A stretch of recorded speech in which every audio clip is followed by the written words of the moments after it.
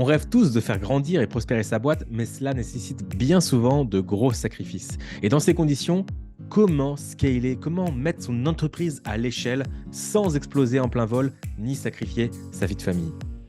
Pour répondre à cette question, nous serons accompagnés de Mehmet Gül. Il a passé plus de 30 ans en tant que manager dans des grosses boîtes du CAC 40 et aujourd'hui, c'est un coach et également un expert en PNL. Il s'est spécialisé sur les croyances limitantes et le surmenage professionnel a failli littéralement lui coûter la vie. C'est ce qu'il va nous expliquer d'ailleurs dans cette interview.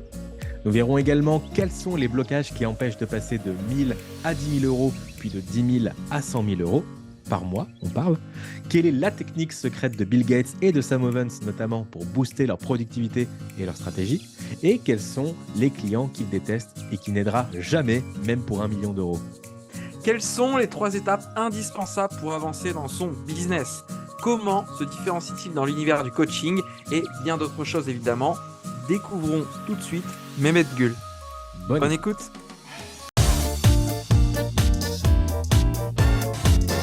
Vous savez, la plupart des entrepreneurs qui veulent se développer sur Internet se retrouvent souvent seuls face à leurs problèmes. Dans ce podcast, on vous partage nos meilleurs conseils, anecdotes et retours d'expérience afin que vous trouviez les meilleures idées pour vous développer tout en passant un bon moment. Je suis Meryl Camus.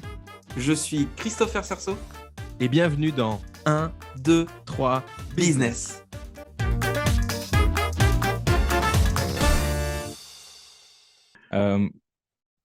Pour notre audience qui ne te connaît pas encore, Mehmet, comment est-ce que toi, tu aurais l'habitude de te présenter? Alors, la première des choses, c'est de dire que je suis coach spécialiste en déblocage des croyances limitantes, spécialiste expert aussi en PNL. Je suis praticien et je suis en train de passer le maître praticien PNL. Alors, pour ceux qui n'y comprennent rien, PNL, c'est pas le groupe de rap, hein, c'est programmation neurolinguistique. Et du coup, je fais ça depuis 5 ans à mon compte.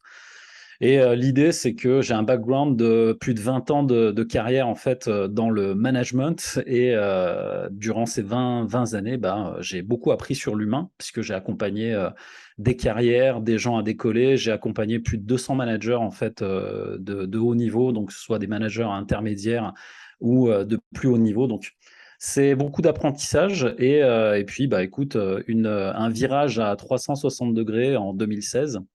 Et c'est ça qui fait que je suis là aujourd'hui, en fait. Et je vous en dirai peut-être plus sur le virage à 360.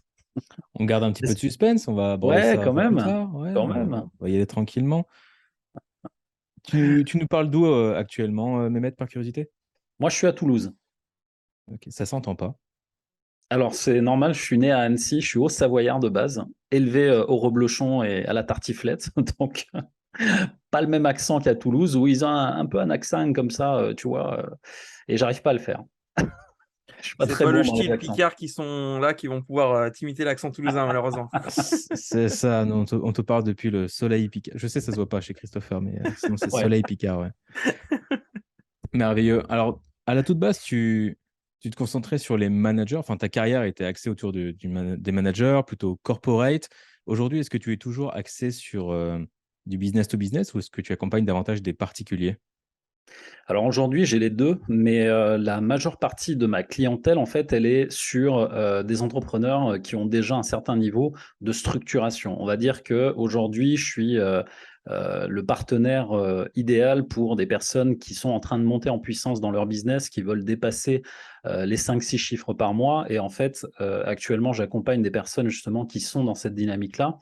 Et c'est devenu un peu, si tu veux, c'est un peu le passé qui m'a rattrapé parce que mes compétences en tant que manager, recruteur, formateur, c'est un peu ce que j'ai fait toute ma carrière. Et aujourd'hui, je mets ça au service des entrepreneurs introvertis surtout, puisque je suis un ancien introverti. Aujourd'hui, je me suis beaucoup soigné, j'ai beaucoup travaillé sur moi. Et effectivement, là, j'accompagne plus des personnes de ce niveau-là.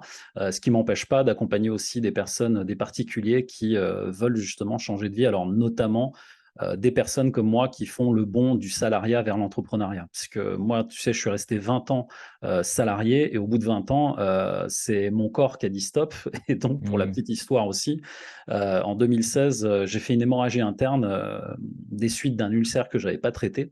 Et en fait, ça a été un tournant pour moi dans ma vie parce que, si tu veux, pendant plus de 20 ans, j'étais à un rythme effréné. Et comme je suis un empathique introverti de base, j'ai laissé passer en fait beaucoup de choses avant moi-même et même ma santé. Et c'est ça qui a été un peu le virage en 2016 où je me suis retrouvé à l'hôpital en soins intensifs entre la vie et la mort pour un truc en fait sur lequel j'aurais dû agir il y a déjà 3 ans. Et l'idée, c'est que quand tu arrives là et que bah, tu reviens de la mort en fait 2 fois, parce que je suis revenu de la mort en arrivant aux urgences et une fois quand j'étais sur le lit d'hôpital, euh, comment dire, le fait de s'oublier a été le fil conducteur de ma vie en fait. Et je me suis oublié même là où j'étais directeur d'une agence dans le BTP, j'avais une équipe de 40 à 50 personnes et le téléphone continuait de sonner. Tu sais, j'étais à l'hôpital, soins intensifs, et le téléphone, il continue de sonner, en fait. Et là, tu vois, je continue à faire le mec, tu vois, qui veut se sacrifier, qui veut aller au bout, le bon soldat de travail, quoi. Et du coup, bah, 15 jours après, je sors de l'hôpital, alors qu'on me disait, il faut rester 3 mois, 6 mois pour la convalescence, c'est mieux et tout. Et du coup, je repars 15 jours après, et on m'annonce que économiquement ça va mal, qu'ils sont obligés de me licencier. Donc, je sors d'hospitalisation, je me fais licencier 15 jours après, et c'est comme si, tu sais, l'univers te appuyait comme ça sur un bouton. T'as pas compris la première fois, on va te remettre une Voilà, couche. c'est ça. On t'en remet une petite couche là, vas-y, appuie, et même joueur joue 2 fois en fait, et là je reprends à zéro. Et qu'est-ce que tu fais après ça en fait? T'es là, t'as jamais rien connu d'autre que le salariat et tout doit recommencer à zéro. Donc c'est là où j'ai commencé à me poser les vraies questions pour savoir en fait quelle direction j'allais prendre. Et du coup, j'ai pris cette direction bah, de l'entrepreneuriat, mais surtout de l'accompagnement, qui a été pour moi en fait une continuité, si tu veux, parce que ce que je fais aujourd'hui, en fait, c'est ce que je faisais déjà en entreprise pour des entreprises en tant que salarié. Et en fait, aujourd'hui, je m'éclate à le faire bah, pour moi, mon entreprise. J'ai créé cette entreprise en plus. MGR Formation existe depuis 5 ans déjà aujourd'hui. Il y a quand même une certaine comment dire, stabilité depuis 5 ans qui s'est créée. Ça, j'en suis très content. Et pareil, au niveau de l'évolution du chiffre d'affaires. Donc, finalement, c'est un pari qui a marché et c'est un pari surtout aligné avec moi, quoi. Euh, Est-ce que tu parlais de PNL tout à l'heure? Est-ce que tu connaissais déjà la PNL quand tu étais salarié ou c'est à travers la transition que tu as appris à maîtriser ce domaine-là? Alors en fait, c'est arrivé par le livre, et ça fait tellement cliché ce que je vais dire, c'est arrivé par le livre de Pouvoir illimité de Tony Robbins, et je crois que j'ai dû entendre ça dans la bouche de plein Ah ouais. d'entrepreneurs en fait, sérieux.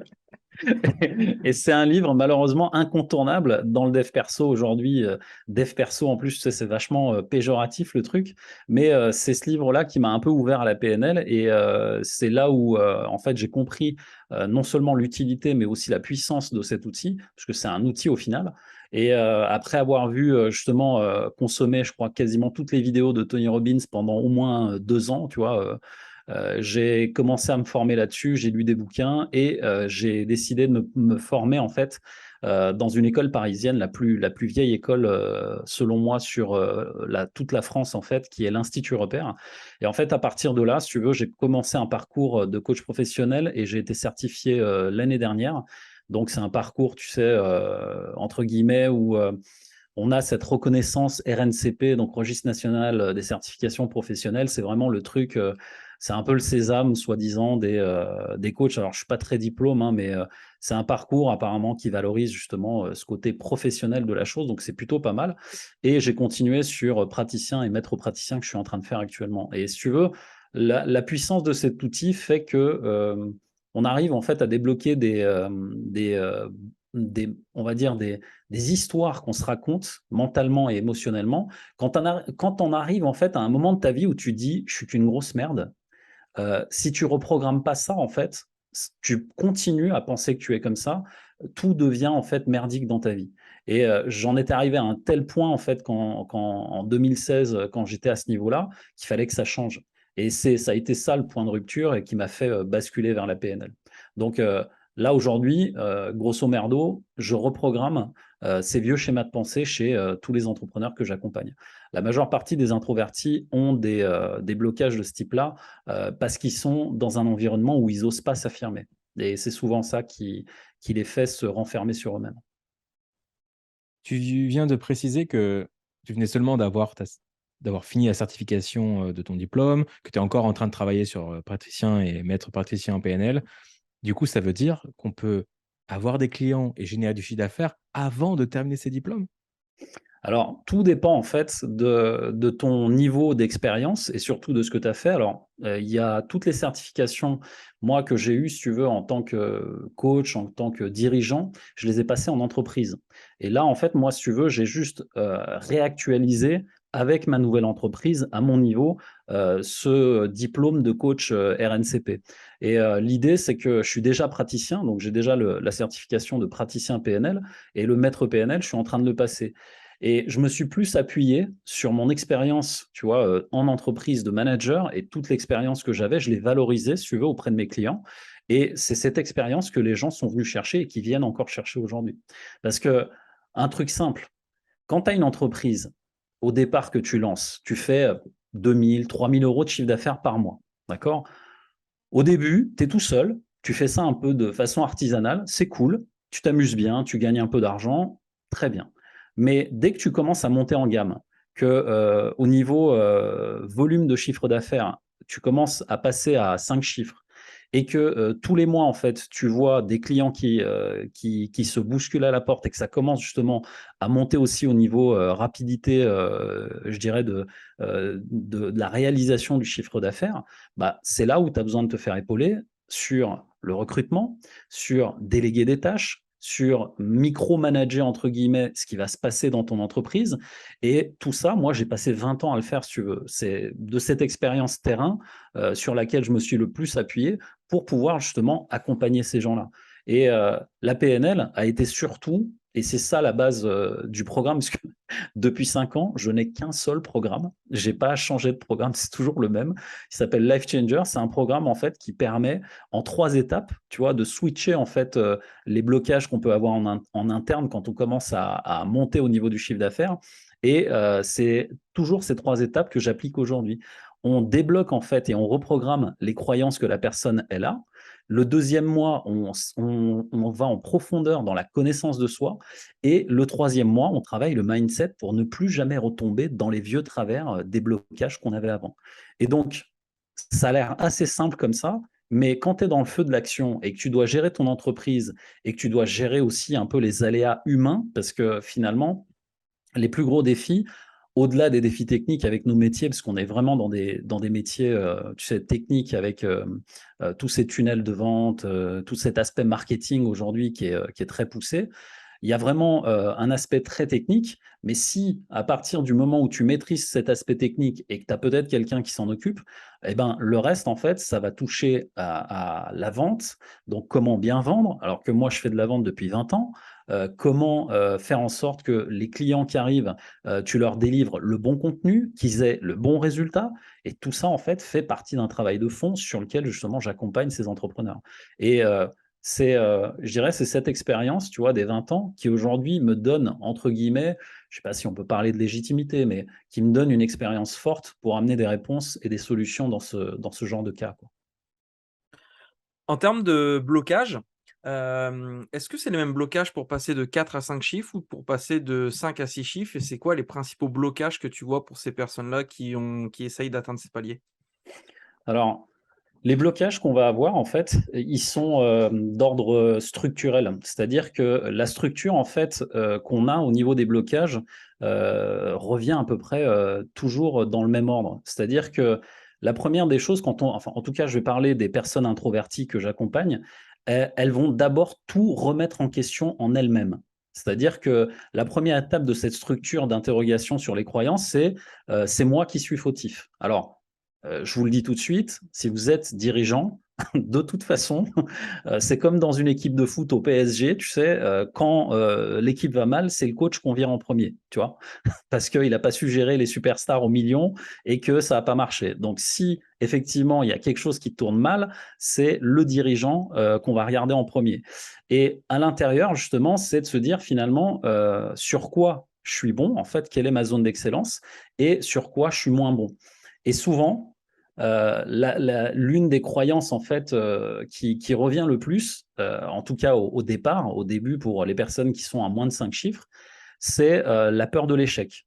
En fait, la peur de l'échec est reliée intimement à la pression financière, puisque quand on gagne ses premiers euros, on est en fait sous une pression financière d'avoir de l'argent à la fin du mois, ce qui crée des peurs intrinsèques qui renvoient également à des blessures personnelles, on va dire, parentales, familiales, etc. Et c'est une structure de pensée, en fait, qui fait que quand tu as cette pression financière et que bah, tu n'as pas appris à la gérer ou tu n'as pas appris à la décortiquer, bah, cette peur de l'échec et tout ce qui gravite autour, donc la légitimité, le syndrome de l'imposteur, ce sont des choses qui reviennent assez régulièrement. La structure pour une personne qui va passer en fait sur du 5 chiffres, là on est plus, tu sais, sur des structures de pensée un peu plus hautes, on est plus dans la stratégie en fait. C'est là, qu'est-ce que je fais mal? Et qui est-ce que je peux trouver pour m'aider à faire mieux? Et en fait, le risque ici, c'est de s'éparpiller, à vouloir faire beaucoup de choses en même temps, et donc il y a un effet panique. Et là encore une fois, c'est un schéma de pensée, je ne suis pas assez. Donc en fait, ce que je fais, c'est bien, mais c'est pas assez. Et donc, il y a une espèce de boulimie, si tu veux, de surconsommation d'informations, de formations, de mentors, de mastermind. Et souvent, tu verras des gens qui sont à ce palier-là, en fait, qui commencent à faire 5 chiffres par mois. Ils ont cette espèce de consumérisme de la formation et de se faire accompagner par les meilleurs, etc. Et en fait, quand tu es là-dedans, bah, tu perds de vue l'essentiel, c'est-à-dire toi, qu'est-ce que tu veux réellement, quelle est ta zone de génie, et souvent, dans cette partie-là, la structure, on est plus sur un travail interne, sur la connaissance de soi et surtout, qu'est-ce que tu veux. Et cette question, je crois que j'ai dû la poser 1000 fois à ces personnes-là, c'est que quand tu arrives à avoir toutes ces options, que tout devient possible financièrement, en fait, que tu n'as plus la pression financière de la première étape, bah, en fait, tu fais quoi? En fait, tu l'investis où, en fait, en premier? Ben, le meilleur investissement, c'est toujours de se recentrer sur soi. Et pour sortir justement de ce genre de croyances, heu, le mieux, en tout cas, c'est ce que je recommande aussi à des personnes qui font ça, c'est de prendre du temps pour soi.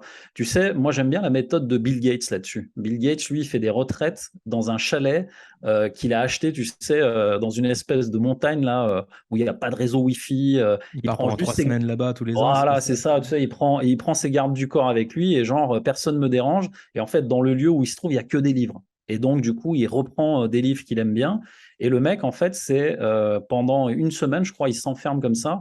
Et pendant une semaine, il laisse venir à lui les insights au fur et à mesure des livres qu'il lit. Et ça, en fait, on est dans un monde où, tu vois, le téléphone, cette hyperconnexion qu'on a tous les jours, bah, ça, en fait, c'est ce qui nous empêche de nous connecter à ce qu'il y a de plus profond en nous. Et cette inspiration, je l'ai vue encore très récemment, c'est chez Sam Owens, qui a fait une petite vidéo, alors je l'ai vue sur YouTube Shorts, je crois, et où justement, il est avec sa femme, il dit, les gars, je pars en pause, je fais une coupure, et je vous recommande de faire pareil. Et le mec, je crois qu'il est parti, tu sais, une semaine au bord d'un lac ou dans un chalet, il a pris un truc et il s'est barré, en fait, en mode, je lâche tout. Alors que Sam Owens, enfin, vous le connaissez, c'est un mec qui fait quand même, je crois, plusieurs millions par mois, tu vois. Donc, si aujourd'hui, tu n'es pas capable, quand tu commences à avoir justement des résultats, tu n'es pas capable de prendre ce recul sur toi, bah, ça va être très dur de prendre ce recul sur ton entreprise parce que tu vas avoir la tête dans le guidon. Et donc, ce ne sera jamais assez. Et comme c'est jamais assez, eh ben, tu en fais toujours plus. Et en fait, c'est un peu le petit hamster qui court dans sa cage. Et quand tu te dis que tu n'as pas signé pour ça quand tu es sorti du salariat, bah ouais, en fait, il faut sortir de ce schéma-là, quoi, simplement. Et après, au-delà, pour les personnes, tu sais, qui sont à plus de 6 chiffres par mois, ces personnes-là, en fait, elles sont dans des structures de pensée où elles cherchent des expériences. Là, le niveau, il est différent. C'est-à-dire que la manière de voir le monde, elle est plus basée sur j'achète du temps et des expériences. Et là, encore une fois, si la personne a bien fait le travail sur elle-même, sur la connaissance de soi, sur ce qu'elle a en fait au plus profond d'elle, tu vas retrouver en fait des schémas d'expérience où ces gens-là, et c'est là où c'est un peu, ils sont un peu, tu sais, en mode risque tout. Je sais pas si vous connaissez Grant Cardone, mais Grant Cardone, c'est un peu le, comment dire, il est un peu comme Donald Trump. Il a ce côté un peu joueur de blackjack, tu vois, c'est joueur en fait roulette russe. Le mec, il fait tapis quasiment tous les jours au risque de tout perdre, mais en fait, l'excitation est tellement forte. D'ailleurs, il avait fait un espèce de reportage là sur HBO, je crois, où il lui demandait en fait de repartir de zéro et de redevenir millionnaire. Et en fait, le mec, tu le vois, il Ah oui, part, il a fait il ça. a, Ouais. il a juste, ça s'appelait Undercover Faire Millionnaire. raser le crâne, tout ça, non? Voilà, c'est ça pour qu'on le Ouais. reconnaisse pas et tout. Et le mec, il part Prends de un couteau. zéro. Et je te jure, il part de zéro, le mec, et il redevient millionnaire, quoi. Et il revend, il va vendre des bagnoles, il va acheter des trucs, il va les revendre. Et en fait, c'est cette agilité-là, si tu veux, si tu n'as pas eu un peu d'entraînement au niveau mindset, le fait de vouloir du temps et de l'expérience, ils sont dans des demandes d'expérience extrêmes. C'est-à-dire qu'ils ont transformé la peur en excitation. Et en fait, le risque de ça, c'est de ne plus voir les limites. Et là, en fait, au niveau mindset, c'est tout devient possible. Tu as 6 chiffres par mois, imagine, tu gagnes 100 000 tous les mois, d'accord? Tout devient possible. Si tu n'as pas un minimum, et là on parle simplement, mais vraiment simplement, de valeur de vie. Si tu n'as pas des valeurs, je ne sais pas, moi j'ai une valeur famille très forte. Si par exemple, tu n'as pas des valeurs familiales, des gens qui te ramènent à la réalité pour te dire, OK, mon gars, tu es millionnaire, mais ça va aller, quoi, tu vois. Soit tu pars dans les extrêmes et c'est OK, parce que tu sais, il n'y a pas de jugement de valeur dans ce que je dis. Il y a des gens comme Grant Cardone, le mec, pour l'anniversaire de sa fille, il l'emmène à Saint-Tropez en jet. Bon, c'est OK, il est multimilliardaire. Mais si toi, tu viens de commencer à faire tes premiers 100 000 par mois et que ça commence à monter et que d'un coup d'un seul, tu as la folie des grandeurs, tu crames tout en lambeaux orange et en voyage à Dubaï, bah, forcément, il y a Bah un non, moment où, en forcément, fait, faut la tu prendre en vois, couleur verte, la Lambo, sinon. en plus. Ah, c'est exactement ça. Et en fait, quand tu es dans cet état d'esprit-là, si tu veux, ce qui va être le driver interne, et c'est là où certains pètent les plombs, le driver interne, en fait, c'est l'identité profonde de tes valeurs. Et là, en fait, le mindset, il va vraiment se chercher, si tu veux, sur non seulement les valeurs que tu veux défendre, parce que Alex Hormozy, il avait dit dans une vidéo, c'est un mec qui a fait 100 millions de dollars aux États-Unis. Il avait dit dans une vidéo, j'ai fait les 100 millions. Et en fait, quand j'ai regardé derrière moi, en fait, tu arrives à 100 millions, tout devient possible. Tu n'as plus rien à faire en fait après. C'est-à-dire que il te reste quoi en fait? Et le seul truc qu'il garde en fait, c'est 3 choses. La C'est moustache, déjà. la moustache, parce ça, il l'a gardé. Mais il a gardé en fait les rencontres, les apprentissages et les expériences, c'est-à-dire sa famille, ce qu'il a vécu, ce qu'il a fait vivre à sa famille, etc. Hmm. Et en fait, c'est le risque, tu vois, de structure de pensée de ces gens-là, c'est vraiment de basculer dans les extrêmes de toute façon, je peux tout faire, tout est possible, et de tout cramer et de tomber dans un extrême, en fait. Voilà. Est-ce que c'est lui qui. Non, non, Excusez-moi, je c'était. parle beaucoup, faut pas hésiter à m'interrompre, hein. Écoute, C'est super intéressant ce que tu on est dis, là on pour est plongé t'écouter. dedans. On est là pour t'écouter et je pense que l'audience nous en voudrait si on coupait la parole de toute façon. Donc, Merci. je crois que c'est Alex Hormozy qui parlait de ça. Non, c'est Myron Golden. C'est un speaker de la team Ouais. Russell Brunson, on va dire, tu connais. Mhm. Et Myron Golden, il disait, un truc un peu provoque, il disait, vous savez, partir en voyage en République dominicaine avec toute ma famille ou acheter une bouteille d'eau, ça coûte la même chose pour moi. Ouais. Et là, tu dis, ah, d'accord, qu'est-ce qu'il veut dire par là? Il dit, ça me coûte de la créativité. Parce que ce qu'il va faire, c'est qu'il va créer un business qui va sortir de sa créativité et que ce business génère 1 million, 10 millions ou 100 millions, bah, s'il a besoin de refaire de l'argent, et ça va juste lui coûter un peu plus de créativité. Et lorsqu'il paye en créativité, il en a toujours autant, en fait. C'est une ressource illimitée pour lui. C'est pour ça qu'il dit, la bouteille d'eau, ça me coûte de la créativité. Un voyage, ça me coûte de la créativité. Donc, c'est pareil. Et je crois que ça rejoignait un petit peu ce que tu Ouais. parlais de comment Ouais. pensent les Ouais, c'est énorme. riches. Et en fait, c'est la créativité nécessaire pour réussir en fait à apporter le même niveau de revenu et le même niveau, si tu veux, Tu sais, en fait, c'est souvent lié à l'argent et on se fait beaucoup d'idées sur l'argent.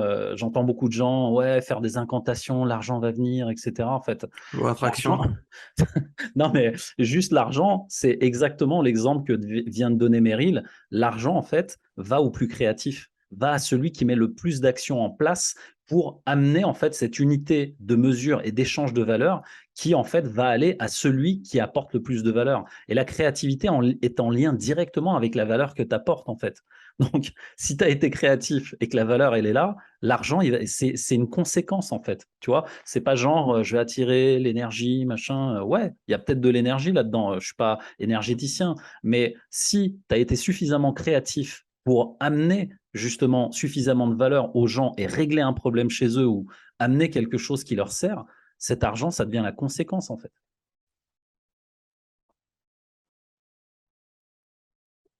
Je croyais que tu voulais parler, Chris. Non, je sais pas, j'étais en train de Vous réfléchir battez à ce qu'il pas.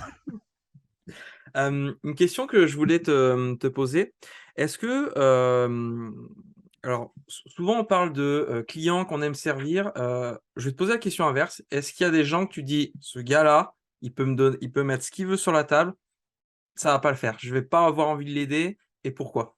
Oh, mon Dieu, c'est dégueulasse de faire ça dans une interview. C'est dégueulasse. Bon, je vais prendre un exemple très récent et je ne donnerai pas de nom, évidemment. Je ne vais pas spoil les entrepreneurs, même On si embrasse Jean-Marc. Ouais. Même si j'ai pas envie comment dire, de casser du sucre sur qui que ce soit. On va juste parler d'affinité. Voilà. Ok.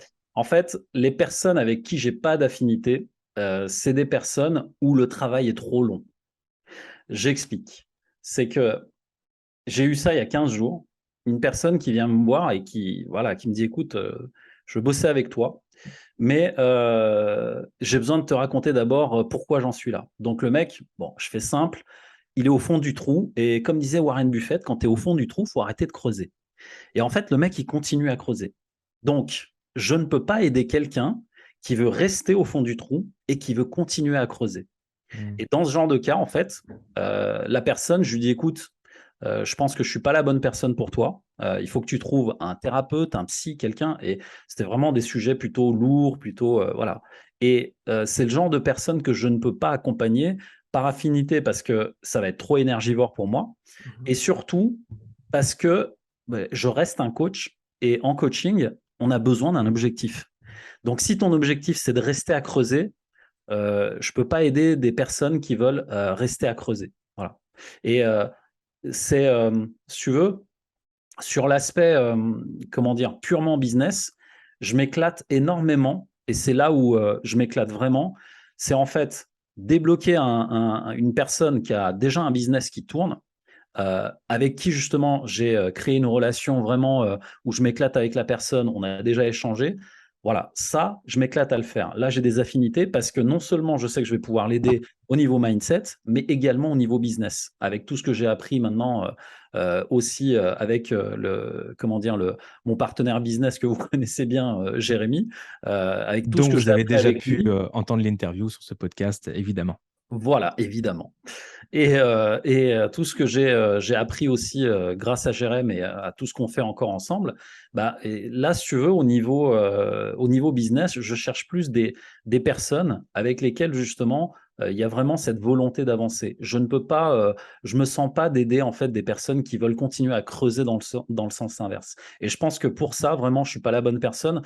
C'est des thérapeutes, des gens peut-être dans l'énergétique, dans l'hypnose, dans des trucs comme ça. Je pense qu'ils pourront mieux les aider en fait. C'est vrai que aider quelqu'un, enfin donner des conseils à quelqu'un qui est dans un trou, ben, c'est compliqué parce que ça fait ça fait de l'écho. Elle est bonne celle-là.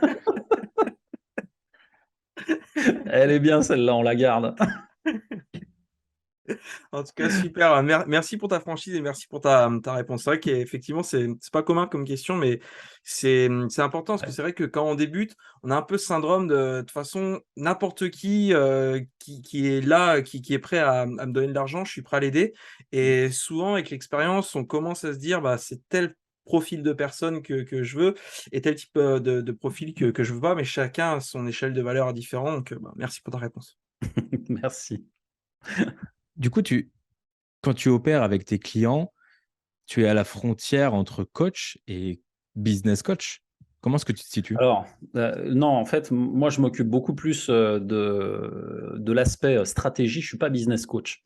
Moi, Ok. je suis vraiment, en fait, dans l'accompagnement mindset, on va dire à 60 à 70%, et 30%, ça va être de la stratégie. La stratégie, j'explique simplement, je fais pas le métier de marketing que fait Hmm. Jérémy. Moi, en fait, si tu veux, tu viens me voir, tu me dis, écoute, j'ai déjà testé les tunnels de vente, les ci, les ça.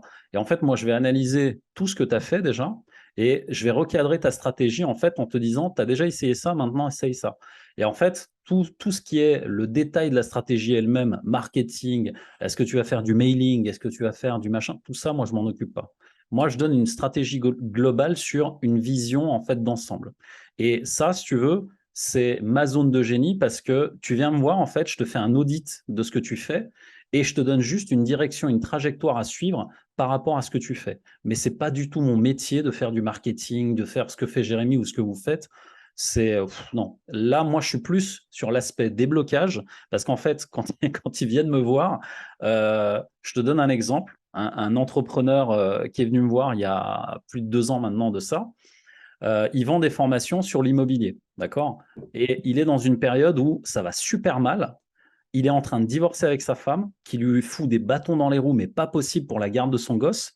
Donc, il est en charge émotionnelle hyper élevée avec ça. Et à côté de ça, son business est en train de se péter la gueule. Va gérer ça, seul. Tu peux pas en parler à tes parents, tu peux pas en parler à qui que ce soit. Bah là, en fait, tu vois, c'est dans ce genre de situation que moi j'interviens. Et il est venu me voir, il m'a expliqué la situation. Et en fait, comment tu gères l'émotionnel de cette partie personnelle pour qu'elle ne vienne pas perturber ce que tu es en train de faire au niveau business. Et surtout, dans ta stratégie, tu perds complètement la prise de recul sur quelle stratégie mettre en place. Et en fait, quand tu es les deux pieds dans la choucroute émotionnelle, tu as l'impression que tout ce que tu fais, c'est de la merde. Tu te dis, putain, mais j'ai essayé ça, ça marche pas.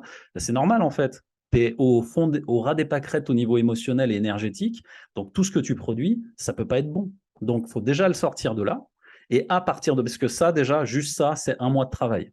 Faire la part entre la femme qui l'attaque, la garde de l'enfant, le business, le recrutement, recruter les bonnes personnes, les bons vendeurs. Enfin, tout ça, c'est vraiment un travail de fond, en fait. Tu vois. Et juste ça, déjà, moi, ça me prend 1 mois, 1 mois et demi, ça dépend de la personne et le profil. Mais les introvertis, souvent, le travail émotionnel est plus long parce que il n'y a pas la même affirmation, si tu veux, chez la personne. Et autant il y a des mecs, tu vois un peu l'énergie de Grant Cardone. Pour faire simple, pour que l'auditoire comprenne, chez l'être humain, on a 3 centres. Le premier, c'est le centre mental, d'accord? La France, ok, pour que vous compreniez. Centre mental. Ensuite, tu as le centre émotionnel. Donc, centre émotionnel, pour ceux qui sont déjà partis au Maroc, j'adore le Maroc. C'est des gens, ils ont la main sur le cœur. Hyper chaleureux, accueillants, tu vois. Voilà. Et le troisième centre, centre instinctif, Les les États-Unis. États-Unis. Voilà. Tu as tout compris. Et en fait, ces 3 centres, on les a en nous. Et chez les introvertis, on est plus sur un centre émotionnel qui se fait bloquer par un centre mental. Et en fait, quand tu comprends ça, tu vois bien que pourquoi les États-Unis, c'est des mecs qui sont dans le défi, ils sont toujours précurseurs, les mecs. Pourquoi?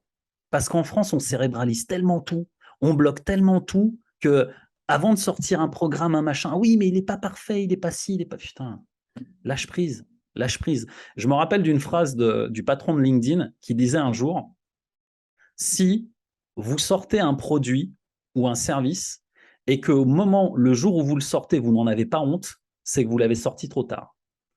Et en fait, en France, on est tellement là-dedans qu'on préfère attendre.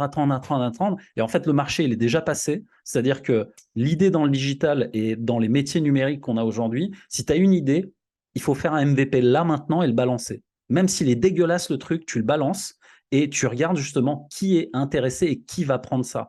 Aujourd'hui, en fait, c'est l'ère de l'agilité. Tous les métiers qu'on a aujourd'hui, Pour donner un exemple, j'ai donné cet exemple aussi tout à l'heure dans l'interview, 80% des métiers de la restauration d'ici 2030 vont disparaître. Et pourquoi? Parce qu'il y a plein de nouveaux métiers qui vont émerger, notamment dans tous les métiers informatiques. Je ne sais pas si vous avez vu, mais il y a un gros développement du dev, c'est-à-dire du code aujourd'hui, parce qu'on va avoir besoin de beaucoup d'informatique et d'informaticiens qui s'y connaissent là-dedans. En fait, tous ces métiers demandent de l'agilité. Et aujourd'hui, frérot, si tu n'as pas lancé le truc maintenant, mais tu es mort dans le film en fait, tu n'as pas de seconde chance. Tu as une idée, prends-la, lance-la en fait. Et ça, c'est un peu ce genre de stratégie que je donne justement aux personnes que j'accompagne parce que à force de tout cérébraliser, tu fais de l'immobilisme. Et l'immobilisme, ça amène nulle part en fait. Et donc, le fait de lancer ça, le fait d'amener justement plus d'actions pour avoir je dirais des résultats différents à certains endroits, ça, tu vois, aux États-Unis, ils sont adeptes de ça, les mecs. Et c'est là-bas, tous les marketeurs que je connais aujourd'hui sur le marché francophone, ils sont tous en formation aux États-Unis avec des Taylor Welch, avec des Sam Owens, ou tu vois, ils se forment tous là-bas. Donc, pas rester en fait là-dedans. Vraiment, passer à l'action, quoi. Et d'ailleurs, quand tu mentionnes Sam Ovens, ça me fait penser qu'il a eu beaucoup d'influence sur énormément d'entrepreneurs, pas juste en France, mais dans le monde. Ouais. Et que du coup, lui, il a une personnalité qui est très, très ingénieur, très cérébrale. Introverti, ouais. Introverti également. Ouais. Et le piège, ça a été pour beaucoup d'entrepreneurs de vouloir être aussi ingénieur que Sam Ovens. Typiquement, Christopher, qui est extraverti, qui a horreur des tableaux Excel et qui est un showman, tu le mets en face d'un Sam Ovens, quand bien même il serait d'accord avec ses idées, il va avoir du mal à se poser devant son Google Sheet et être aussi carré que lui. Donc, il faut aussi trouver sa personnalité et sa voix. Grave. D'où l'importance de se connaître soi-même, comme tu disais. Exactement. Et c'est l'importance justement de ces 3 étapes. En fait, débloquer et enlever toutes tes croyances limitantes, avoir une très bonne connaissance de toi et surtout après, bien gérer ton mindset. C'est-à-dire, le client dont je te parlais qui gérait son divorce, il fallait qu'il garde la limite en fait entre ne pas se laisser déborder dans son travail par la partie émotionnelle, parce que quand tu as tous les jours un coup de fil d'avocat ou des messages salaces de ton ex qui te dit « je te ferai pas voir ton fils », forcément, émotionnellement, tu n'es pas pareil, tu vois. Donc, comment faire en fait des cloisons étanches dans ton état d'esprit pour continuer à avancer sur ton business et continuer à avancer sur ta vie privée, tout ça, ça s'apprend en fait. Et les 3 centres dont je vous parle, en fait, c'est comment utiliser ces 3 centres qui sont développés chez nous. Alors, tu vois, Christopher, lui, c'est un instinctif. Il va faire les trucs bim, bam, boum. Je te donne les 2 modes opératoires à l'intérieur de ces 3 centres. Il y a 2 types de modes opératoires. En fait, c'est ce qu'on appelle en PNL les métaprogrammes. Et il y a des gens, en fait, qui sont comme Christopher. Moi, j'appelle ça le métaprogramme. Enfin, les deux, je parle des deux. Il y a un métaprogramme, c'est celui dont tu viens de parler, en fait, c'est le métaprogramme spécifique, le métaprogramme ingénieur. C'est des gens proactifs, tu vois, tout est carré, etc. Et le deuxième programme, en fait, c'est le programme global. Et là, en fait, moi, j'appelle ce programme les lastminute.com. Tu vois, Christopher, je suis sûr que tu le prends, tu lui demandes de faire une conférence et tu lui donnes 6 heures. Et en fait, pendant les 5h55, il va rien faire. Et 5 minutes avant de monter sur scène, il va arriver, salut, il a rien écrit. Et le mec, en 5 minutes, il a déjà le plan dans sa tête. Voilà. C'est exactement ça. Ça, c'est les instinctifs. Tu vois. Et en fait, ça fait 20 ans que j'accompagne ces gens-là. Et en fait, c'est grosso modo, je ne fais pas de généralité, mais grosso modo, c'est ce que j'ai constaté. Ces gens-là sont ceux qui font l'argent. C'est-à-dire qu'aux États-Unis, regarde bien, il y a un nombre de millionnaires incroyable parce que les instinctifs sont les mecs qui font l'argent dans une entreprise, c'est les commerciaux, c'est les chefs d'entreprise, c'est des gens qui effectivement ont cette capacité, si tu veux, à entraîner les choses pour que ça aille vite. Et le problème, parce qu'ils ont tous, tu sais, un point fort et un point faible. De côté de la pièce. C'est que le problème, ces gens-là, en fait, ils sont pas dans le détail, ils sont pas spécifiques. Eux, c'est globalement l'objectif, il est là-bas, on y va, point. Voilà. Fais pas chier avec les détails. C'est ça. Mais c'est vrai que pour revenir à ce que tu disais, ça m'est déjà arrivé de faire des webinaires en direct, d'avoir mis plusieurs milliers d'euros dans la publicité. Ça commence à 20h. À 19h45, je suis encore en train de modifier les slides ou de les terminer, quoi. Normal. Ou de réaliser que tu renvoyais la pub sur un lien mort. Et ça, tu vois, c'est ce qu'on appelle un mode opératoire. Mais c'est normal, tu vois. Pendant toute ta vie, on a dû dire, ah, c'est pas bien d'être comme ça, il faut être organisé. Hein. Oh non, il n'est pas comme tous les autres, Christopher. Mais en fait, c'est ton mode opératoire et c'est ta zone d'excellence. C'est là où tu es le meilleur, en fait. Parce que ce que tu vas produire dans ces 15 dernières minutes, c'est ce qui va être le nectar du nectar de ce que tu sais faire de mieux, en fait. Et ce mode opératoire-là, en France, non, en France, on est en mode ingénieur. Monsieur, vous n'avez pas le droit de faire ça. Tu vois, on va t'engueuler, on va même te montrer le doigt comme ça. Non. Faut respecter en fait la nature de chacun. Et c'est avec justement cette connaissance précise de soi qu'on devient le meilleur. On devient le meilleur en se connaissant mieux en fait, pas en allant mettre stratégie sur stratégie. Et il y a des stratégies qui sont bonnes pour certains, qui vont pas être bonnes pour d'autres. Donc, si on respecte la nature de chacun, Christopher, je crois que c'est mort pour que tu deviennes organisme de formation CPF, à traiter de la paperasse toute la journée. Normalement, il faut là, c'est d'où l'intérêt de déléguer ou de s'entourer. Exactement. Alors, des gens comme Christopher, ils doivent avoir en fait une grosse capacité à déléguer. Ça veut dire faire confiance aux autres pour ce genre de choses. Sinon, c'est clair que tu n'iras pas bien loin. Comment on fait quand on est introverti et instinctif, du coup? On peut plus gagner d'argent? On est condamné? Alors non, regarde ça. Non, pardon, introverti et pas instinctif, évidemment. Alors, introverti et par exemple mental, il y a des gens qui le sont. Steve Jobs, ça ne l'a pas empêché tu vois, de réussir en fait. Par contre, attention, là où c'est important, c'est que ces personnes-là, tu remarqueras, Steve Jobs n'était rien sans Steve Wozniak. C'est-à-dire que ces gens-là, ils n'ont pas beaucoup d'amis, mais ils ont des amis en fait auxquels ils sont fidèles. Et ça tient justement à la bonne connaissance de tes valeurs. Et en fait, il y a une valeur loyauté chez Steve Jobs qui était très, très, très développée. Et rappelle-toi de l'anecdote, de l'histoire qu'il a eue avec Apple. Quand il s'est fait virer, il est revenu revanchard et il a viré tous ceux qu'il avait virés.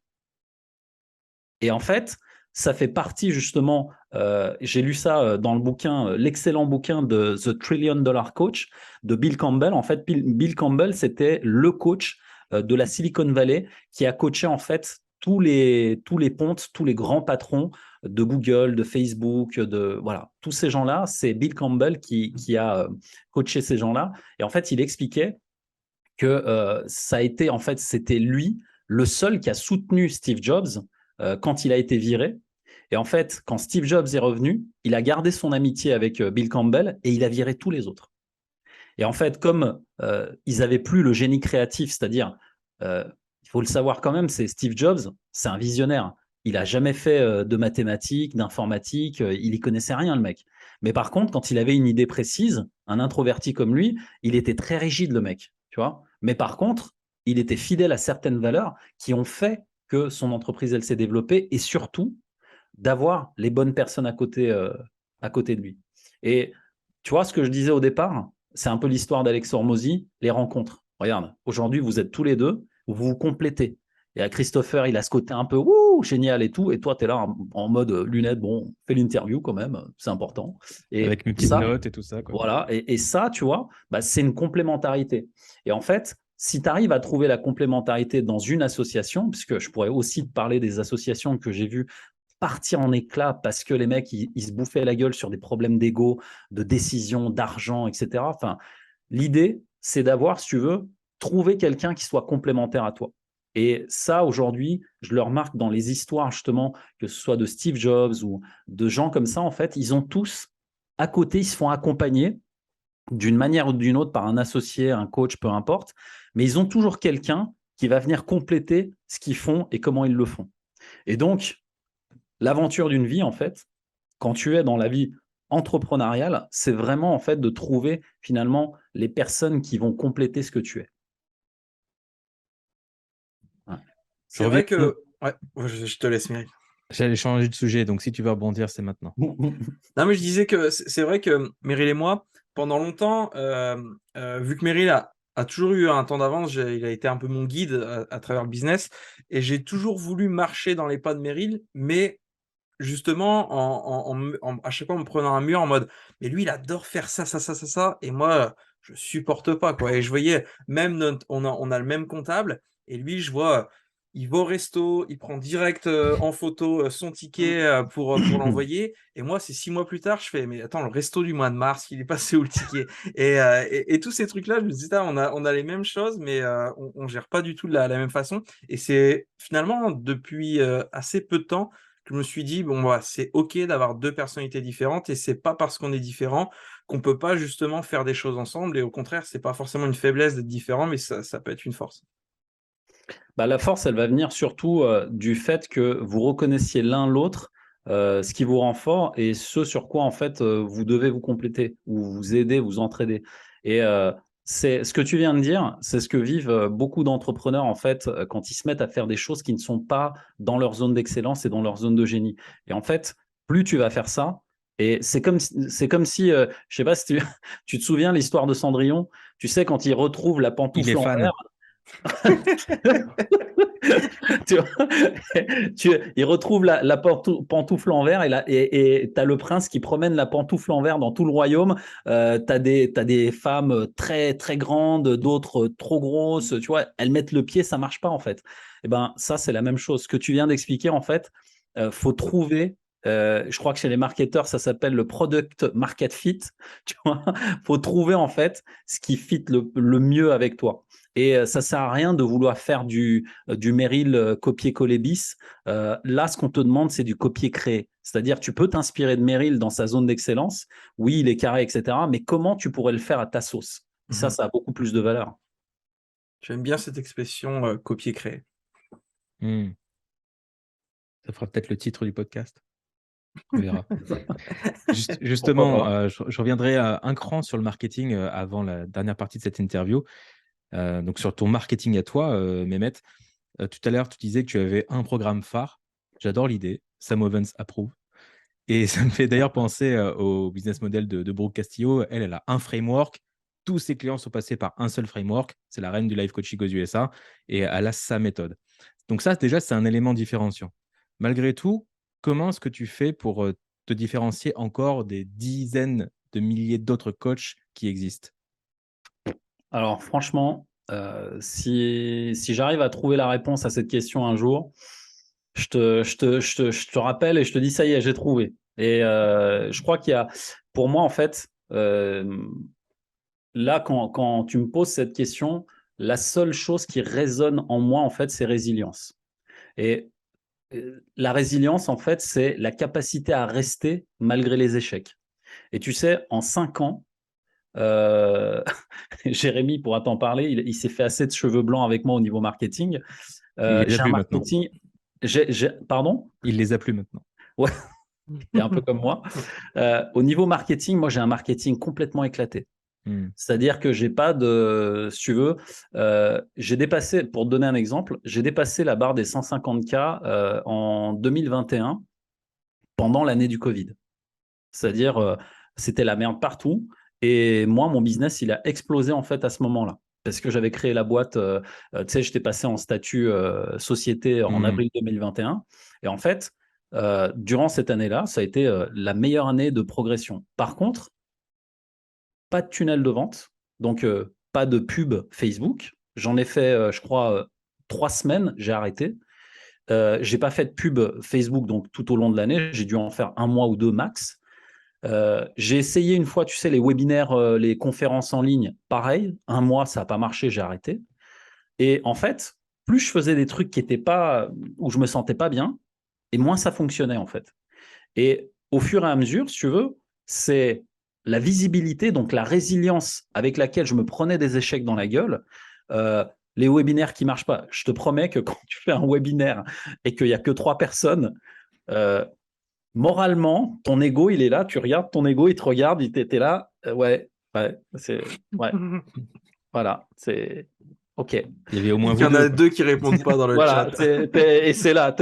Il y a un grand sentiment de solitude, tu vois. Tu es là à gérer ça tout seul. Bon, tu fais quand même ton truc. Et en fait, quand tu as vécu ça, tu vois, quand tu as eu le courage de passer ça, et que tu es encore là après tant d'années à redire ton discours, etc., c'est la résilience. En fait, pour moi, ça rejoint le principe de Churchill qui dit la réussite ou le succès, tu sais, c'est d'aller d'échec en échec sans perdre son enthousiasme. Et en fait, je pense que j'aime beaucoup ce que je fais Et ça se voit aussi peut-être ou pas, j'en sais rien, sur les réseaux.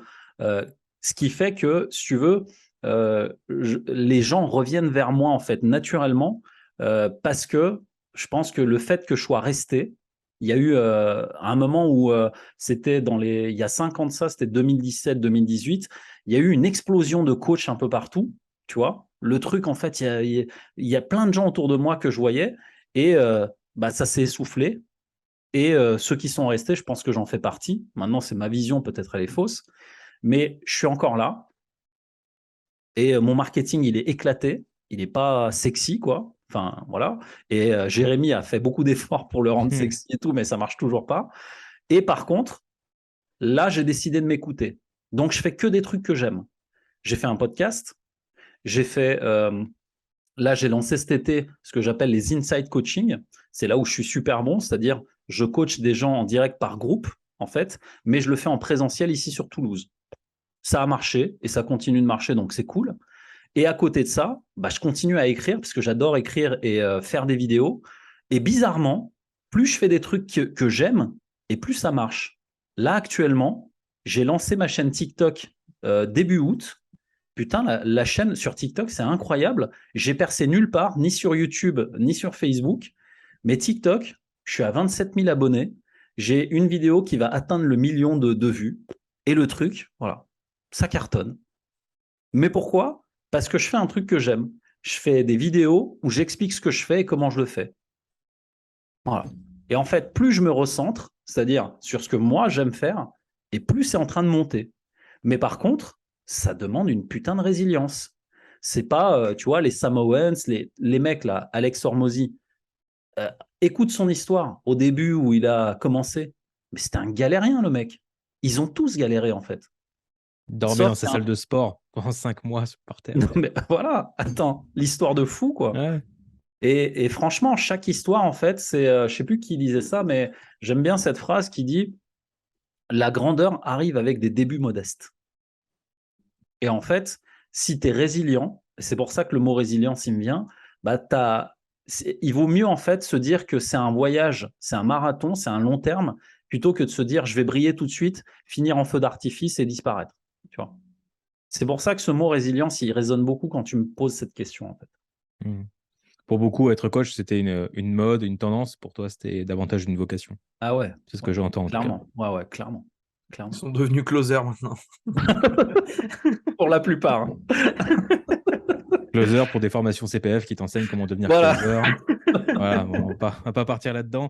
Et on aurait aussi pu partir dans la direction des coachs et avoir ton avis là-dessus. Coach de coach, de business coach, ouais, c'est la grande tendance aussi. Mais non, moi je reste coach PNL, mindset. Si tu veux, en fait, je pars de moi encore une fois. Je règle une douleur que j'ai eue moi. C'est-à-dire que pendant 20 ans, plus de 25 ans, je me suis oublié. C'est-à-dire que je n'étais pas la priorité dans ma vie. Mais comment tu peux dire ça? C'est une histoire que je me suis racontée pendant plus de 20 ans. Donc oui, je suis devenu un spécialiste de la douleur que j'ai eue moi et je ne sais rien faire d'autre. Alors peut-être c'est ça qui me rend spécifique. C'est que oui, j'ai plein de compétences de management, de machin et tout, mais par contre, tu viens me voir, tu me parles juste de ton blocage, je peux même te dire si c'est ta mère ou ton père qui te fait pleurer aujourd'hui. Toujours un des deux de toute façon. Un des deux, quoi qu'il arrive. Mais on va pas faire de généralité, peut-être c'est pas ça, peut-être c'est autre chose, et bien plus encore. Dernière question avant d'attaquer la dernière partie. C'est quoi ton objectif actuel ou ton prochain grand objectif? Waouh. Alors, moi, la valeur famille, elle est très présente chez moi. Mon prochain gros objectif, c'est de construire la maison de nos rêves avec ma femme et mes enfants. Et pour ça, j'ai besoin que mon entreprise, elle soit... je ne rêve pas, si tu veux, d'une entreprise... je sais que je vais devenir... tu sais, j'aurais passé la barre des 7 chiffres un jour ou l'autre. Mais si tu veux, je suis assez réaliste sur le rythme et la manière dont je le veux. C'est-à-dire que mon objectif aujourd'hui, très simplement, si je veux cette grosse baraque, tu vois, qu'on a dans nos rêves, ma femme, mes gosses et moi, aujourd'hui, j'ai un objectif hyper humble, c'est de me dire, si tu arrives déjà à faire 30K par mois, mais en ayant l'écologie avec laquelle je bosse aujourd'hui, c'est-à-dire en n'ayant pas d'équipe. Et ça, en fait, si tu veux, c'est un défi que je me suis lancé, c'est comment faire en sorte que non seulement j'automatise 80%, 90% de ce que je fais, sans avoir besoin de manager ou de micro-manager une équipe. Et là, actuellement, ça, c'est mon objectif court terme.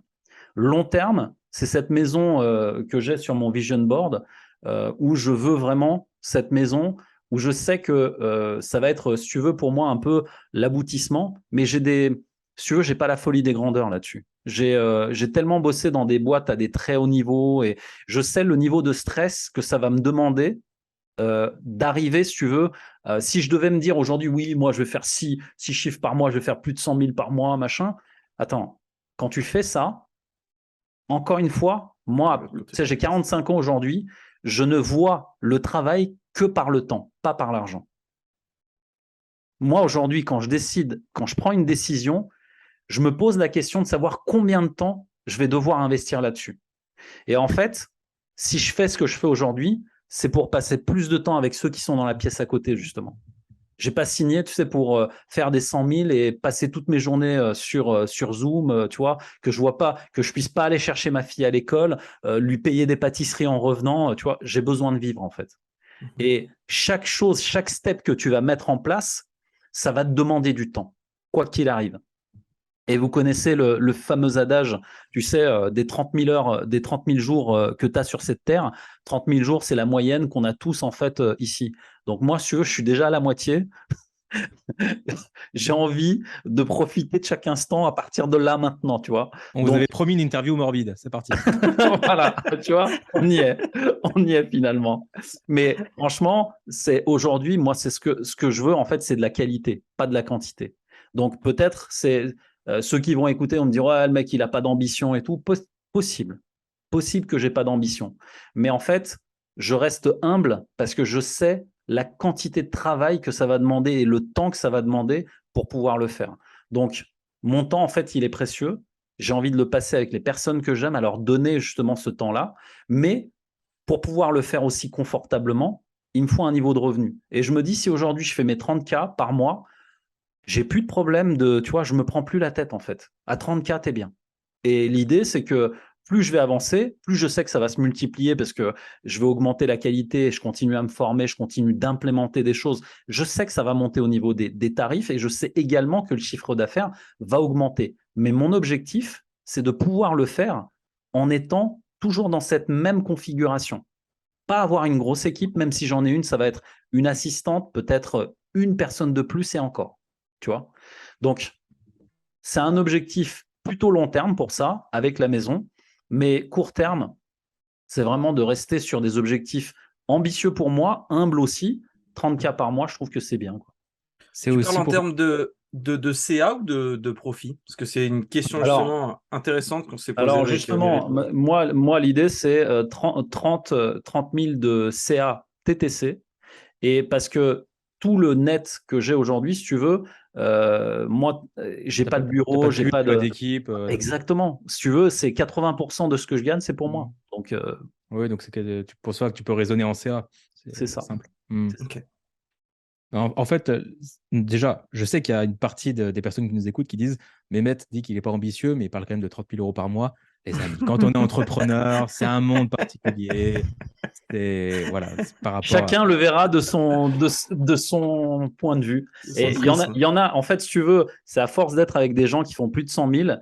Quand tu dis 30 000, le mec, il te regarde comme ça, il dit, mais 30 000 par jour. ouais, c'est what the fuck, en fait, tu sais. Et le mec, il te regarde comme ça en mode, attends, tu parles de quoi, là? La semaine de 4 heures. Voilà, c'est ça. Elle n'existe pas. Ça, c'est un fantasme. Elle n'existe pas, cette semaine de 4 heures. Mais c'est ça, c'est pas une question d'ambition, c'est que tu as vu l'étiquette du prix sur un business à 7 ou 8 chiffres et c'est un prix Ouais, que tu n'es pas OK de payer, tout simplement. c'est ça. C'est lucide, en fait. J'ai vu l'envers du décor, si tu veux. Hmm. Génial. Si on a encore 5 minutes, est-ce que tu es OK de faire un jeu avec nous, Mehmet? Avec grand plaisir. Un petit Je jeu de la m'éclate fin? dans cette interview, donc avec grand plaisir. Génial, super. Bah là, le pari est tenu alors. Ce Allez, jeu, tu le connais peut-être, ça s'appelle le portrait chinois. waouh. Alors, Alors vas-y, explique. Alors, accroche-toi parce que les règles sont compliquées. Je vais te Vas-y. poser des questions du style si tu étais un animal. Ah, oh putain, ah ouais, Donc, j'espère que... j'ai fait ça avec mes profs, d'accord, vas-y. Eh bien, on va recommencer aujourd'hui. Donc, Mehmet, première question, si tu étais un animal. Alors, l'animal, et ça va être très, très rigolo de dire ça, mais un dragon. Et en fait, le dragon, c'est mon signe astral chinois. C'est pour ça. Ok. Ce qui est incroyable, c'est que actuellement, par rapport aux interviews qu'on a données, la moitié des réponses, c'est le dragon. Alors que c'est pas un animal. Tu sais que j'avais fait une paire d'interviews il y a 2-3 ans, ça Écoute, m'était jamais arrivé, le dragon m'avait vachement surpris. Hein. ah bah écoute, Faut y moi, penser déjà. oui, mais en fait, ça me vient, parce que tu as dit portrait chinois, ça me vient du signe Oui, astral, en fait. C'est oui, c'est cohérent connexion, finalement. voilà. Le premier qui nous avait parlé de dragon, c'était un samouraï marketing. Donc ça va, c'était dans Ah le oui, personnage, on comprenait. d'accord, ok. Deuxième question, on va voir pareil. Il y a beaucoup de fois la même réponse qui revient. Si tu étais un objet du quotidien, Oh putain. Un objet du quotidien. Ouais, un pouf. celle-là, elle est unique. Au masculin, hein. Ouais. Franchement, un pouf. Pas une pouf, non, un pouf. Tu vois, le pouf, en fait, l'avantage qu'il a, c'est qu'il est indéformable et déformable. Il prend la Mm. forme un peu comme l'eau, il prend la forme de la personne qui s'assoit dedans. Et c'est un objet du quotidien dans lequel tu te sens bien, tu es à l'aise et tout. Et en fait, tu peux libérer ton stress là-dedans. C'est pour ça que l'analogie, elle me parle. C'est que c'est ce que je fais aujourd'hui. En fait, je libère les personnes de toutes ces histoires qu'elles se racontent. Et je pense que le pouf, il a ce côté un peu, tu t'assois, et souvent, tu sais, on se jette sur le pouf comme ça. Au début, c'est un peu violent. Mais en fait, il y a vraiment ce côté, ah, je laisse tomber. Et je trouve l'analogie pas mal. Alors si jamais je viens de vérifier, et poufcoaching.com est disponible comme nom de domaine. Si tu étais un film,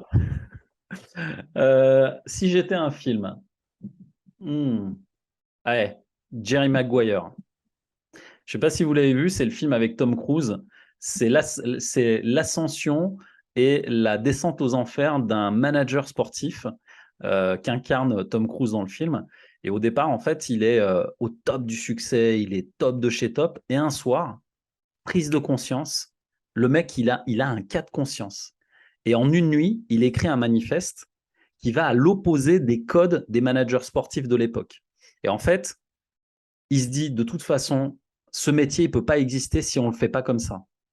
Et grosso modo, c'est un coach qui se dit, je vais être 100% honnête avec mes clients et trouver le meilleur pour eux. Et en fait, en faisant ça, il est désavoué par tout le métier, tout le monde le rejette, il se retrouve avec des dettes, il a plus d'argent et tout, et il doit se reconstruire. Et en fait, bon, je ne spoil pas la fin, mais allez voir ce film. Ce film, il est extraordinaire d'inspiration. Il y a de l'inspiration, motivation, de l'amour, comment dire, de la remise en question, de la résilience. Enfin, il est extraordinaire. Enfin, ce film, pour moi, il est vraiment extraordinaire. Rappelle-nous le titre du film. Jerry Maguire. Ok. Maguire, c'est M-C-G-U-I-R-E. Voilà. Ok. On va aller checker ça sur Netflix pour pouvoir Ah, chiller en disant, franchement, mais c'est Mehmet qui l'a dit. tu verras, Euh, il est génial. Si tu étais un livre, fiction ou non-fiction, comme tu veux. Le livre que je n'ai pas encore écrit. Le filtre à particules, émotionnel et mental. C'est un livre que j'en ai parlé il y a un an de ça. Je m'étais dit, je le terminerai. L'activité s'est accélérée, j'ai pas pu le finir. Et ce livre, j'espère pouvoir le sortir un jour.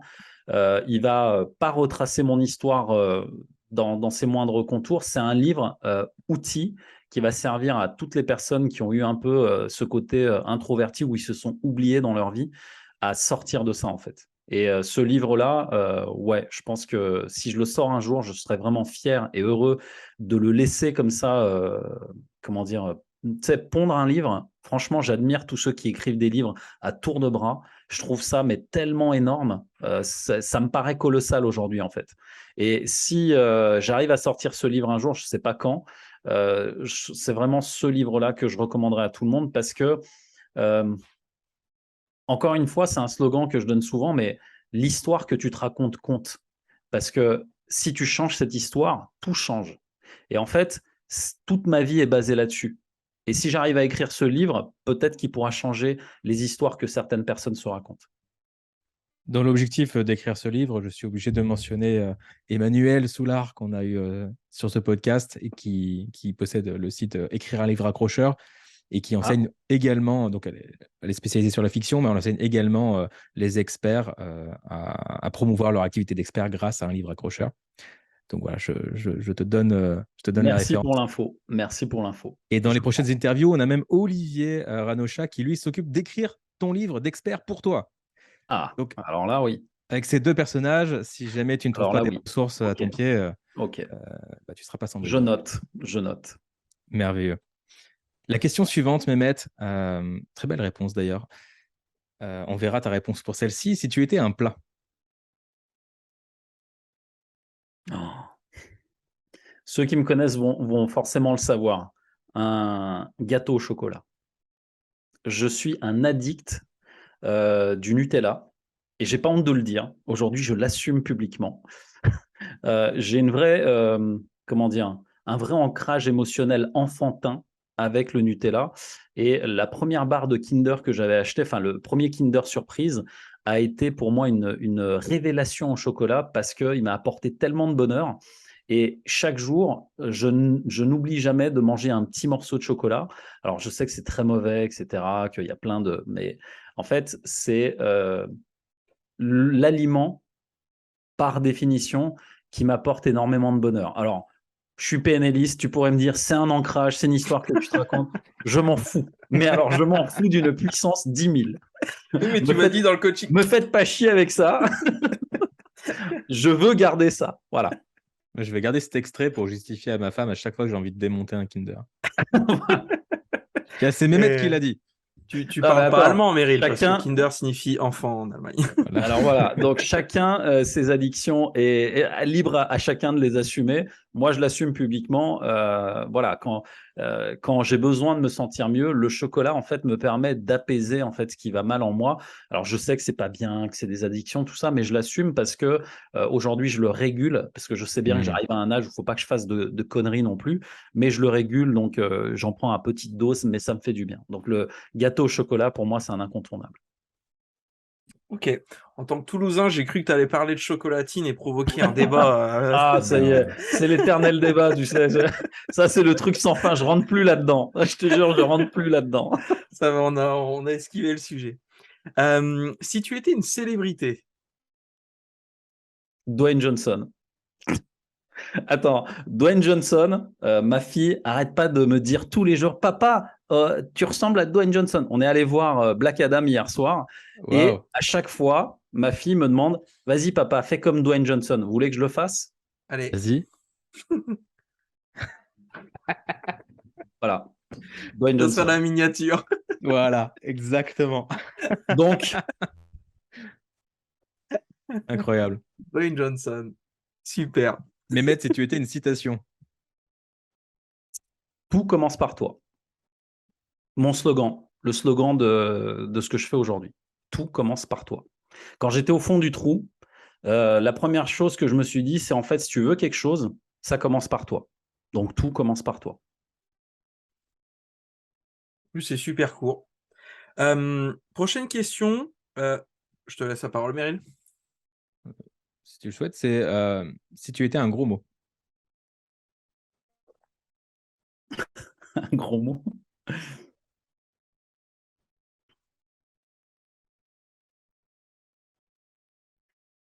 J'ai le droit de le dire. Ah ouais. Tony Robbins, il kiffe justement dire des gros mots pour un peu choquer les gens, donc sans toi. Et Idriss Aberkan dit que le juron est l'épice du discours, donc allons-y. C'est ça. En fait, c'est le comment dire. Je tiens ça de lui justement. Moi, j'appelle ça la vulgarité bienveillante. Donc, en fait, c'est un de mes prérequis aussi dans les coachings. Quand je fais des conférences, j'annonce à tout le monde que je vais être vulgaire. Et en fait, effectivement, ça, dans le cerveau, ça crée des lâchers-prises. Et en fait, il y a un truc que j'associe, en fait, ces deux phrases que je dis souvent à mon fils qui est très ingénieur, cérébral et tout. Bon, c'est pas bien de dire des vulgarités comme ça, mais il a 18 ans aujourd'hui, donc ça va. C'est quand il cérébralise trop, je lui dis, prends pas la tête, fais pas chier. Et en fait, quand tu dis ça, il y a un côté, vas-y, lâche prise, lâche-toi la grappe. Hmm. Vas-y, c'est bon. C'est ça le vrai message en dessous. Ouais, le vrai message, si tu veux, que dans la vulgarité, la manière dont on dit les choses, il y a un métalangage. Et en fait, la vulgarité induit un métalangage. Je vais te donner un exemple que je donne en conférence. C'est le métalangage sur le mot le plus connu en France. Vous le connaissez? Le mot le plus connu en France? Alors, il y en a deux. Je vais vous donner le premier et je vais vous donner le deuxième qui est devenu une maladie nationale. Le premier, vous le connaissez forcément. C'est le mot le plus connu dans la bouche des Français. Putain. C'est ça. Exactement. Oh putain. Regarde, je te donne 3 versions de putain. Oh putain. Oh putain. Oh. Oh putain. Et oh putain. Oh putain. Et en fait, ce mot, tu vois, dans la manière de dire, en fait, ça, c'est un truc qu'on apprend beaucoup dans la communication et la connaissance de soi en process com. L'idée, en fait, c'est que la manière dont tu dis les choses a plus d'importance que ce que tu dis. Hmm. Et en fait, ce mot-là, utilisé dans un mauvais contexte, avec une mauvaise personne, peut créer des chocs traumatiques chez la personne. J'ai utilisé ce mot une fois quand mon fils avait l'âge de 6 ans. J'ai dit une fois putain parce que je m'énervais sur un meuble Ikea que j'arrivais pas à monter. J'ai mis une semaine à lui faire enlever le mot putain de sa bouche. Et en fait, tu sais, j'avais pris un tournevis. Le tournevis m'a glissé des mains. Il m'a un peu râpé l'autre main, tu sais. Le truc qui est tombé, je fais putain. Et quand j'ai fait ça, mon fils, il est à côté. Il a pris un papier, il l'a jeté. Putain comme ça, Ah là là. par mimétisme, tu vois. Et tu te dis putain, merde. Et là, tu te redis, oh putain. Et ce mot, c'est le plus célèbre dans le langage français. Et c'est, si tu veux, encore une fois, on est dans la linguistique. C'est un mot qui peut, dans une réunion, tu es en train de faire un truc, tu sais, une réunion avec tes collaborateurs ou ton équipe, et à un moment, par agacement, tu dis putain, c'est bon, et on passe à autre chose. Là, tu dis quelque chose, en fait, tu exprimes quelque chose, un métalangage qui dit tu me fais chier. Hmm. Imagine en réunion, imagine dans un autre contexte. C'est pour ça qu'il y a des mots comme ça qui sont un peu des mots valises dans lesquels tu peux tout mettre. Et donc, le deuxième qui est devenu un cancer pour moi, en tout cas au niveau linguistique et au niveau de la France, vous le connaissez sûrement aussi. C'est chaud. Non, celui-là, il est en 2 mots. Non? Ok. Imagine, tu as Christopher qui vient et « Hey, Meryl, j'ai une super idée !» Ta gueule. Alors, non. Ça aurait pu être ça. Mais non. Ah, il y croyait pourtant. Ouais, non, mais tu l'as c'est pas loin. C'est pas loin. Je te jure, c'est pas loin. Et en fait, ce mot dans la linguistique en France, c'est un cancer. C'est, imagine, Christopher, il a une super idée parce que les instinctifs, tu sais, leurs idées, en fait, c'est comme des bulles de savon. Ça explose, il y en a partout et il faut savoir les attraper. Et en fait, lui, quand ça arrive, il est tout content. Ouais, j'ai une super idée et tout. Il vient de voir. Il dit, ouais, mon idée, en fait, c'est on va faire des interviews et on va demander aux gens quels animaux ils aiment être. Et évidemment, l'ingénieur qui est en face, en mode analytique, il va utiliser les 2 mots magiques. Oui, mais on va d'abord réfléchir à comment on va le faire. Et en fait, juste en disant oui, mais, ça veut dire moi je sais, toi tu ne sais pas. Et là, pour le moment, tu crées en fait une framework de déséquilibre qui dit moi je sais, toi tu ne sais pas. C'est comme un enfant qui amène un dessin, tu vois, un super dessin à la maison, dit ah regarde maman, j'ai fait un dessin et tout. La mère elle regarde que ça, dit oui mais t'as pas colorié l'arbre. Et le gamin il dit ah ouais. Et en fait, tu viens de tuer la créativité d'un enfant de 2 ans, 5 ans, simplement en pointant du doigt ce qu'il n'a pas fait, en fait. Et là, tu actionnes un biais cognitif qui est inclusion-exclusion. Donc, en fait, on appelle ça l'omission sélective. En fait, tu dis au gamin, en fait, t'es une grosse merde parce que tu as oublié ça. Alors que tu pourrais l'applaudir des 2 mains et dire, c'est génial, est-ce que toi, ça te plaît? Ah oui, moi, j'aime bien et tout. Super, continue. Et tu le vois, oui mais ça tue, ouais. le oui mais est l'équivalent de la peur, si tu veux. Pour moi, en fait, en termes de tueur de rêve, tueur de créativité, tueur d'envie, d'ambition, d'association, parce que ça a aussi tué des associations que j'ai déjà accompagnées, Franchement, le oui mais est un cancer. Pour Tu le moi, rem- c'est tu le ma rempla- vision. Tu le remplacerais par oui et du coup? Oui, si tu veux, ça a été les rois de la communication l'ont donné à Macron. Macron, en fait, s'en sert beaucoup. Il dit et en même temps, Hmm. tu vois. Et Et en si même tu temps, c'est une idée de merde ce que tu me proposes. À garder sous le coude. Et tu peux l'inverser si tu veux. En PNL, on part toujours du principe qu'il doit y avoir une intention positive derrière chaque mot que tu dis. Donc, si tu dois dire oui, mais, il vaut mieux dire oui, et en même temps, qu'est-ce que tu rajouterais de plus? Ou, et en même temps, tu ferais quoi? Et l'idée, si tu veux, c'est de laisser l'ouverture à l'autre pour qu'il puisse développer ses idées. Parce que dans ce qu'il va te dire, peut-être tu n'es pas d'accord d'entrée de jeu, mais s'il développe et qu'il y a au moins un truc que tu peux récupérer là-dedans, bah, vous aurez gagné tous les deux, quoi. Ok. Ouais, c'est super de se dire que le critique intérieur qui nous empêche d'accomplir nos projets, c'est celui justement qui vient tout le temps nous dire oui, mais et qui vient saboter nos idées, quoi. C'est ça. C'est ça. Ok. Il nous reste trois petites questions pour ce portrait chinois. Mehmet, si tu étais une émotion. Pas facile comme question. Une émotion, ce serait la joie. Je suis quelqu'un d'hyper joyeux et pendant 20 ans, j'ai caché cette joie parce qu'elle était trop visible ou trop, elle était trop. Voilà. En fait, moi, j'avais, si tu veux, les deux biais cognitifs des croyances qu'on a qui nous descendent, en fait, c'est tu n'es pas assez ou tu es trop. Et moi, en fait, j'étais trop dans la joie, j'étais trop exubérant, en fait. Et je me rends compte que des fois, c'était approprié et des fois, c'était inapproprié. Et en fait, aujourd'hui, j'arrive à faire la part des choses, mais pendant toutes ces années où c'était inapproprié, il y a des gens qui m'ont humilié. Et en fait, avec le temps, j'ai appris que je peux avoir de la joie, mais pas dans toutes les circonstances et pas dans tous les contextes, en fait. Donc, c'est pour ça que cette joie, je l'ai toujours conservée alors qu'on a essayé de l'éteindre, qu'il y a des gens qui ont essayé de m'éteindre cette joie naturelle que j'ai en moi. Mais maintenant, je sais l'utiliser, je pense en tout cas au bon endroit avec les bonnes personnes. Mais ce serait vraiment la joie. Et les couleurs, elles sont là, c'est les couleurs de la joie. Je suis toujours très coloré, moi. Je fais des trucs, tu sais, même dans mes contenus, les gens ils se disent, mais il est tapé du casque, lui. Hein. Et il fait des trucs multicolores, tu vois, c'est OK. Si tu étais un jeu vidéo, Waouh! Ah ouais, un jeu vidéo, ce serait un jeu, tu sais, comment t'appelles ça, les jeux, tu sais, où il y a de l'aventure. Alors, j'ai grandi à la PlayStation 2, donc Tomb Raider, Lara Croft, j'ai fait sur la PlayStation 2, toutes les aventures de Lara Croft, je les ai faites.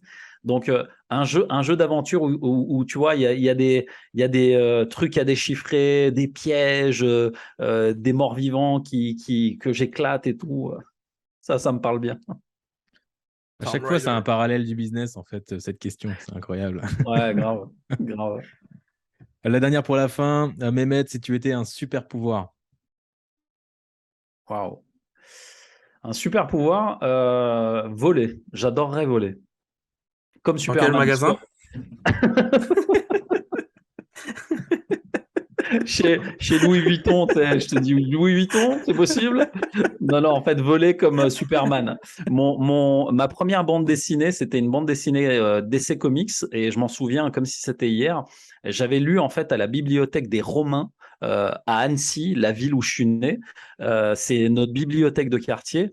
J'avais en fait, je crois, 12 ou 13 ans et j'avais pour la première fois accès à la bibliothèque des adultes parce que j'avais 12 ou 13 ans. Enfin, à l'époque, tu sais, l'âge n'était pas le même.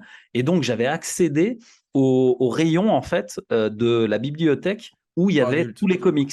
Putain, exceptionnel. Le premier comics que je prends, c'est un DC Comics et c'est celui de Superman. Et la pochette, je crois que c'était Superman, tu sais, contre le chauve, là, comment il s'appelle Lex Luthor. Lex Luthor, merci. Et en fait, c'était extraordinaire. Et l'histoire, déjà, tu sais, de Superman, tu sais, le petit garçon qui reste discret dans la vraie vie et tout. Putain, mais identification à mort, introverti que j'étais et tout. Enfin, c'était extraordinaire, ce comics. Voilà. Trop bien. Et tu as Voilà. décidé de devenir Lex Luthor. Je suis désolé. Fallait la faire. Non, en plus, C'est j'adore tellement aussi. vrai. Mon héros préféré aussi, donc je comprends exactement ce que tu veux dire. C'était Mais Mehmet Gül c'est avec la, nous. c'est la vérité. T'as oublié la question bonus, Mary. J'oublie toujours la question bonus. Pour la peine, je te laisse le loisir de la poser. Alors, question bonus, Mehmet. Si tu étais un commentaire sous ce podcast, Oh putain. Ah ouais, les gars, vous avez des questions vraiment cheloues. Un commentaire sous ce podcast. Comment on fait pour bosser avec Mehmet? Tiens, voilà. Et ça tombe bien parce que j'ai la réponse. Vous pouvez retrouver Mehmet sur Facebook, sur YouTube et du coup sur TikTok. Vous avez compris qu'il avait plus de 27 000 abonnés. C'est Mehmet Gül et puis évidemment Goul. Mehmet Gül. Mehmet Gül. Ouais. Dans tous les cas, on vous met les liens dans les ressources de ce podcast et vous avez son nom qui s'affiche dans le titre. Vous l'avez déjà vu. Est-ce qu'il y a un autre endroit où on peut te retrouver ou c'est comme ça qu'on bosse avec toi? Non, c'est déjà très bien. Sinon, mehmetgul.fr, il tape ça et je suis trouvable facilement. Ouais, à n'en point douter. En tout cas, c'était un plaisir vraiment de t'accueillir, Mehmet, aujourd'hui. Je pense qu'on a. Moi, en tout cas, j'ai pris du plaisir et en plus, c'était super enrichissant. Donc, merci pour ça. Eh ben, écoute, merci à vous deux. Pareil pour moi, c'était génial d'être avec vous aujourd'hui et moi aussi, j'ai pris beaucoup de plaisir et de joie. Génial. Bah, parfait, bah, plaisir partagé. Du coup, plus qu'à dire au revoir. Le mot Et de la les fin. amis, laissez-nous, oui, le mot de la fin quand même, 5 étoiles sur le podcast, des petits commentaires pour nous faire plaisir. Vous pouvez mettre celui de Mehmet, comme ça il vous a mâché le travail, c'est encore plus simple et nous on est contents. On vous retrouve évidemment dans les épisodes précédents si vous avez manqué quelques interviews parce qu'il y a vraiment des pépites à aller chercher et dans les interviews qui arrivent parce qu'on a des pépites qui arrivent encore. Et vous pouvez évidemment recommander cette interview de Mehmet à quiconque vous pensez que Mehmet peut aider avec ses pépites. Merci. Merci à toi. Ciao tout le monde. Ciao. Ciao.